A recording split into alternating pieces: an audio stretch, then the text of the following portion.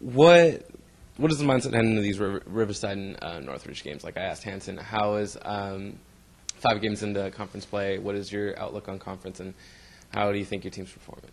Well, we're starting to minimize our mental mistakes and maximize our physical effort, and so we're just trying to look at that as a growth. Continue to grow. Continue to improve, minimize the breakdowns. If you look back 2-3 weeks ago, we had some critical breakdowns in some games that allowed them to get out of hand in spurts. So I think the maturity, the team's starting to mature, and that we had about a 3-minute spurt at Fullerton where we had built a lead, and they were able to close the gap quickly at Fullerton. I really tried to focus on going into Long Beach with great energy and game plan, but sticking to that and not breaking formation. And so I think our guys' confidence level is developing that we can beat anybody on any court at any time. We're also very capable of losing to anybody on any court at any time. And that's the sign of maturity and immaturity and experience and lack of experience, and trying to continue to develop that over the course of a long period of time. Mm-hmm. Can you talk about your team's performances this weekend? I mean, you said it seemed like you guys had it close with Fullerton, but then they made the run at the end of the game, and then you guys had scored 90 points against Long Beach State. So what was your thoughts on that? Well, a lot of times the score is not very indicative of what the type of game it is. Sometimes the score is distorted by who's ahead and what has to happen for somebody to come back. And so, for example, the Irvine game, we were able to build a lead, and then we're the team that's in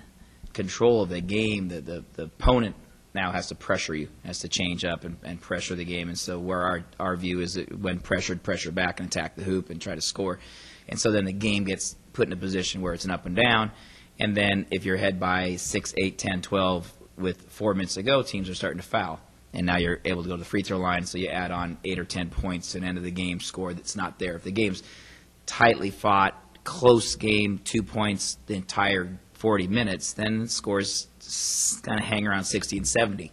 But as based upon who's ahead, who's got to use a catch-up mechanism, so forth, it's really distorts the score. So I don't think points on a game are always very clear on how the game went. So I think the Fullerton game was a situation they did a great job on us defensively. Long Beach scoring, putting up 90 points, I don't think is very indicative to what was really going on during the course of the game.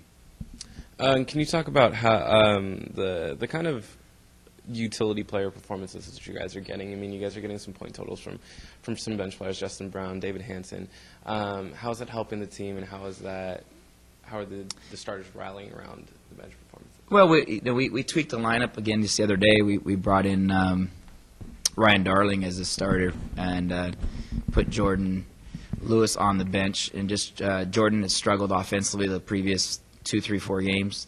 Thought he was playing a little too conservatively, wasn't getting us offensive boards, wasn't driving hard, wasn't defending as aggressively as we needed him to. So we just thought that we'd try to find a new role for him, find sparks. I don't think this team has reached its potential yet. I think we're still trying to create identity and roles and understanding what strengths and weaknesses are. So I think that changing that a little bit. I mean, we've had probably 7 or 8 lineups through the course of the season.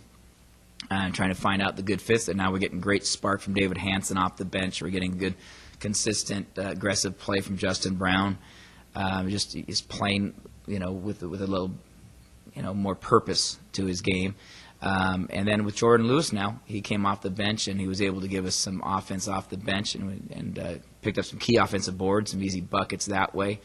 So just trying to find the right role, having everybody learn a little about each other and what role. And then it does. I mean, if you get points off the bench, the energy when you sub through continues. And we don't have the lulls of 5 or 6 minutes with only 2 points and having those tough runs where you're just trying to hold back the fort. And I think this way we were able to continue to score and got a great spurt at the end of the first half against Long Beach to really put a 6 or 8 point game to 10 or 12 or 13.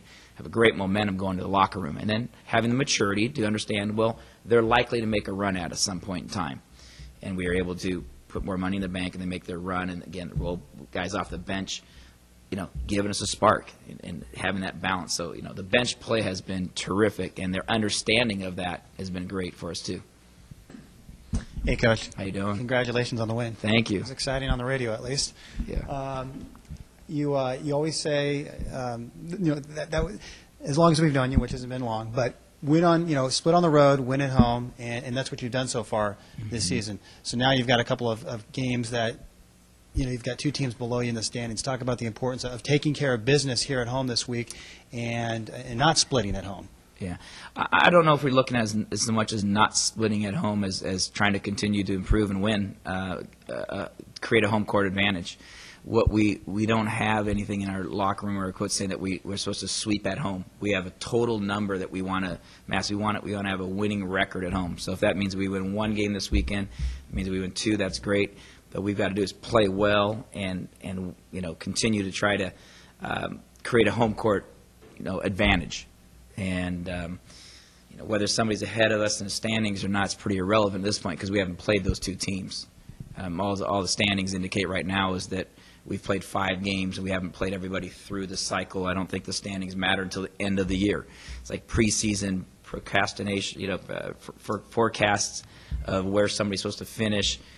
First, second, fifth is that's not very relevant until the standings. Until you play everybody one time through. So I think that a strength of our team is starting to develop is we don't really talk or think much about that. We try to talk and think about our field goal shooting percentage, our rebounding advantage, and we just don't get into that very much. We'll have a team meeting today in practice, and we won't really discuss opportunities to move up or down in the standings as much as we'll try to focus really on here's another chance to win another game at home.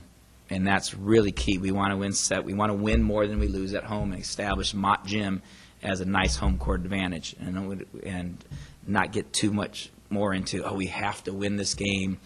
And hey, to our guys, we're picked last in the conference. We want to get better every week, and if we do that, maybe we will end up in the postseason tournament. But our little goals, our little metrics that we use are much more important, and we keep our focus on that. I think you're seeing the results if you focus on what you're supposed to do, not what the standings are, who you're playing, or what the other. I was kind of pleased that David had no clue on who was forecasted to win a conference or where somebody's in the standings until you brought it up. Really, it's like, well, I know we have 2 teams that come in that are good enough to win any game anywhere, and that's kind of our mentality, and that's how we've had some success, is that we're just going into play. We're not thinking about standings or how many we win here or there. I think that always takes care of itself. Good old long answer, huh? We do seem to